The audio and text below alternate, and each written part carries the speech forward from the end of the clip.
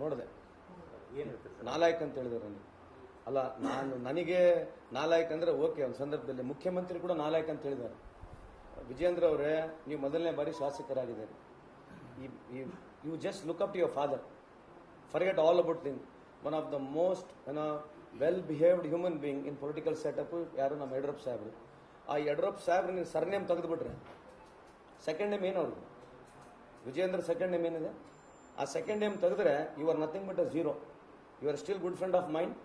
I humbly request through the medium of this media, ನಮ್ಮನ್ನು ಬಿಟ್ಬಿಡು. ಈ ರಾಜ್ಯದ ಮುಖ್ಯಮಂತ್ರಿಗೆ ನಾಲಾಯಕ್ ಅಂತ ಮಾತನಾಡ್ತಕ್ಕಂಥ ಆ ಸ್ಟೇಟಸ್ಸು ನಿಮಗಿಲ್ಲ, ಆ ಯೋಗ್ಯತೆಗೂ ನೀವು ಹೊರರಲ್ಲ. ದಯವಿಟ್ಟು ಹೇಳಿರ್ತಕ್ಕಂಥದ್ದನ್ನ ಸಾರ್ವಜನಿಕ ಜೀವನದಲ್ಲಿ ವಾಪಸ್ ತೆಗೆದು ಸಾರಿ ಕೇಳ್ರಿ, ಅಪಾಲಜಿ ಮುಖ್ಯಮಂತ್ರಿ ಕೇಳ್ರಿ. As a friend I am requesting you.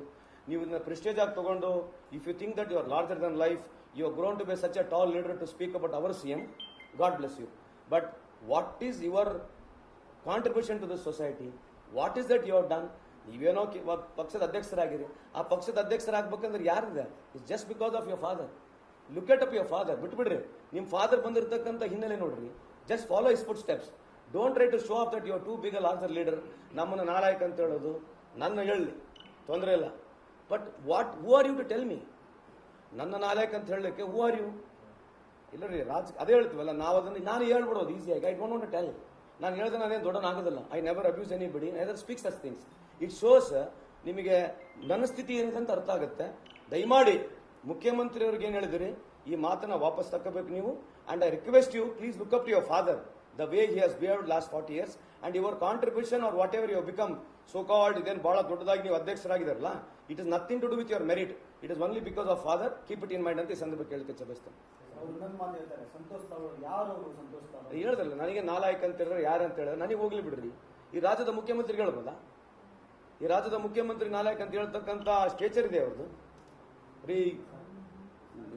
Vijayendra ಅವರೇ, please look up to your father and ಈ ವಿಡ್ರಾ ಮಾಡ್ಕೊಳ್ರಿ. ನಿಮಗಿನ್ನ ದೇವರು ನಿಮಗಿನ್ನ ಒಳ್ಳೆ ಸ್ಥಾನ ಮಾನ ಎಲ್ಲ ಕೊಡ್ಲಿ. ಬಟ್ ಆದ್ರೆ ಈ ತರ ಮಾತನಾಡ್ತಕ್ಕಂಥದ್ದು ನಿಮಗೆ ನಿಜಕ್ಕೂ it is not going to help you.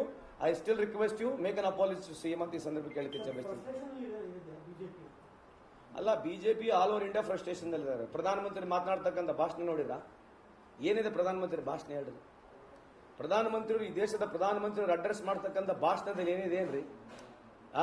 ಜೈ ಶ್ರೀರಾಮ್, ಜೈ ಶ್ರೀರಾಮ್, ಜೈ ಶ್ರೀರಾಮ್, ಜೈ ಶ್ರೀರಾಮ್. ಇದು ಬಿಟ್ರೆ ಏನೇನಿದೆಯಾ ರೀ? ಸಾಕ್ ಮಾಡ್ರಿ ನರೇಂದ್ರ ಮೋದಿ ಸಾಹೇಬ್ರೆ, ಕೈ ಮುಗಿದು ಹೇಳ್ತೀವಿ, ನೀವು ಅಧಿಕಾರಕ್ಕೆ ಬರಬೇಕು ಅಂತ ಹೇಳಿ ವಾಪಸ್ಸು ಈ ದೇಶದ ಫ್ಯಾಬ್ರಿಕ್ ಅನ್ನು ಮುರಿಬೇಡ್ರಿ. ಇರ್ತಕ್ಕಂಥ ವಾಸ್ತು ಇವತ್ತನ ಜನರು ಅರ್ಥ ಮಾಡ್ಕೊಳ್ತಿದ್ದಾರೆ. ಯಾಕಂದ್ರೆ first phase election they lost very badly. If you want you can have a debate. Statistics ನೋಡ್ರಿ, 4% ವೋಟ್ ಶೇರ್ ಕಮ್ಮಿ ಆಗಿದೆ. It is already dwindling down. It's a time that BJP will be out of this country political ಅಂತ ಈ ಸಂದರ್ಭಕ್ಕೆ ಹೇಳಿಕೆ ಬಯಸ್ತೇನೆ. ಸರಿ, 400+ ಅಂದ್ರೆ ಶ್ರೀಲಂಕಾ, ಬಾಂಗ್ಲಾದೇಶ ಅವೆಲ್ಲ ಮತ್ತೆ ಅಕ್ಕಪಕ್ಕ ದೇಶದಲ್ಲೇ ಸೇರಿ 400 ಆಗ್ಬೋದು ನೋಡ್ರಿ. ಯಾರು ಹಾಕ್ಬೋದು ಇವರು? ಅಲ್ಲಿ ಕೂಡ ಮೋದಿ ನೋಟ್ ಓಡಾಕ ಶ್ರೀಲಂಕಾನ ಹೇಳ್ತಾರೆ. ಅಲ್ಲಿ ಶ್ರೀಲಂಕಾದ ಕೂಡ ಅಲ್ಲಿ ಕೂಡ ರಾಮ್ ಸೇತು ಐತಲ್ಲ, ಅಲ್ಲಿ ಕೂಡ ಮಾಡ್ಬೋದಾಗಿತ್ತು. ಅಲ್ಲಿ ಕೂಡ ಪಾರ್ಟಿ ಮಾಡಲಿಲ್ಲ, ಅಲ್ಲಿ ಮಾಡಲಿಲ್ಲ ಅವರು.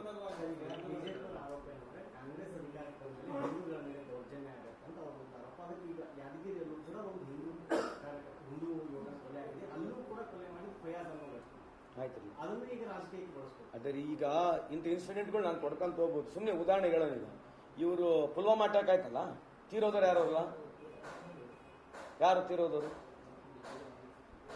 ಆ 300 kg RDX ಬಂತಲ್ಲ, ಅದ್ರ ಬಗ್ಗೆ ಯಾರು ಮಾತನಾಡ್ಬೇಕೀಗ? ಅದ್ರ ಬಗ್ಗೆ ಚರ್ಚೆ ಬೇಡ. ಆಮೇಲೆ ಇವ್ರ ಕಾಲದಲ್ಲಿ ಎಲ್ಲೆಲ್ಲಿ ಸತ್ತೋಗಿದ್ದಾರೆ ಹಿಂದೂಗಳು, ಅದೆಲ್ಲ ಡೀಟೇಲ್ಸ್ ತಕ್ಕ ತೋರಿಸೋಣ. ಎಷ್ಟು ಟೆರರಿಸ್ಟ್ ಅಟ್ಯಾಕ್ಗಳಾಗಿದೆ ಅದ್ರ ಬಗ್ಗೆ ಚರ್ಚೆ ಮಾಡೋಣ.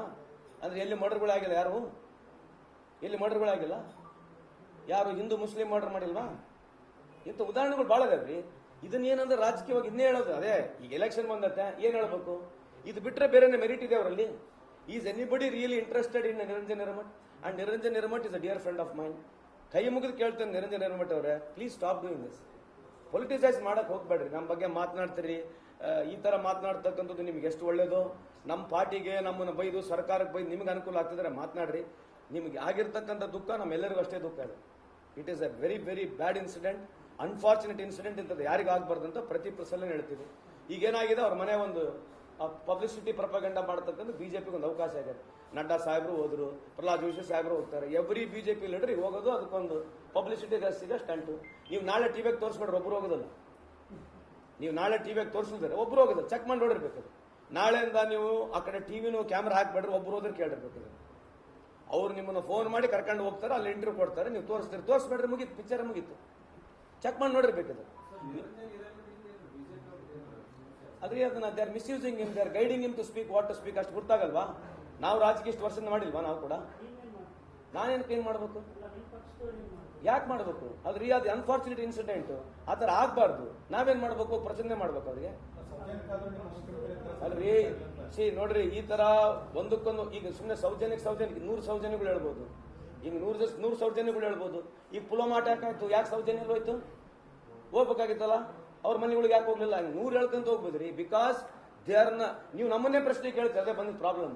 ಈ ದೇಶದಲ್ಲಿ ಎಷ್ಟು ಹಿಂದೂ ಹೆಣ್ಣು ಮಕ್ಕಳು ಸತ್ತಾರೆ, ಇವ್ರು ಯಾಕೆ ಅಲ್ಲಿ ಹೋಗೋದಲ್ಲ ಸೌಜನ್ಯಕ್ಕಾಗಿ? ಸೌಜನ್ಯಕ್ಕೆ ಯಾಕೆ ಹೋಗಿಲ್ಲ ಅಂತ ಕೇಳಿದೆ. ಅಲ್ಲಲ್ಲ, ನಾನು ಹೇಳ್ತಿರೋದು ಸೌಜನ್ಯಕ್ಕೆ ಅಲ್ಲಿ ಯಾಕೆ ಹೋಗಿಲ್ಲ ಅಂತ ಕೇಳ್ತಿರೋದು. ನೀವು ಕೇಳಿದ್ರೆ ನಾನು ನೀವು ಕೇಳಿಲ್ಲ ಅಂತ ಹೇಳಿಲ್ಲ. ಅಲ್ಲಿ ಯಾಕೆ ಹೋಗ್ಲಿಲ್ಲ? ಇಷ್ಟೆಲ್ಲ ವೀರ ಆವೇಶಗಳು ಯಾಕೆ ಬರಲಿಲ್ಲ? ಅಲ್ಲಿ ಹೋಗಿ ಇಷ್ಟೆಲ್ಲ ಸಿಂಪತಿ ಎಂಪತಿ ಯಾಕೆ ತೋರಿಸ್ತಾ ಇಲ್ಲ? ಯಾಕೆ? ಅಲ್ಲಿ ಮುಸ್ಲಿಂ ಆಂಗಲ್ ಇಲ್ಲ. ಮುಸ್ಲಿಂ ಆಂಗಲ್ ಬಂದ ತಕ್ಷಣ ಎಲ್ಲ ಸ್ಟಾರ್ಟ್ ಆಗ್ಬಿಡ್ತೇವೆ ಇಲ್ಲಿ. ಅದು ಒಂದೇ ಒಂದು ಹೇಳೋದು, ಮುಸ್ಲಿಂ ಆಂಗಲ್ ಬಂದ್ರೆ ಕಾಂಗ್ರೆಸ್ನವ್ರು ಮಾಡ್ತಾರೆ, ಮುಸ್ಲಿಂ ಆಂಗಲ್ ಬಂದ್ರೆ ಕಾಂಗ್ರೆಸ್ನವ್ರು ಮಾಡ್ತಾರೆ. Why will any government instigate such things? Anyway, God bless them. ಇದು ಅವ್ರಿಗೆ ಅಡ್ವಾಂಟೇಜ್ ಆಗಿ ಕಾಣ್ತದೆ.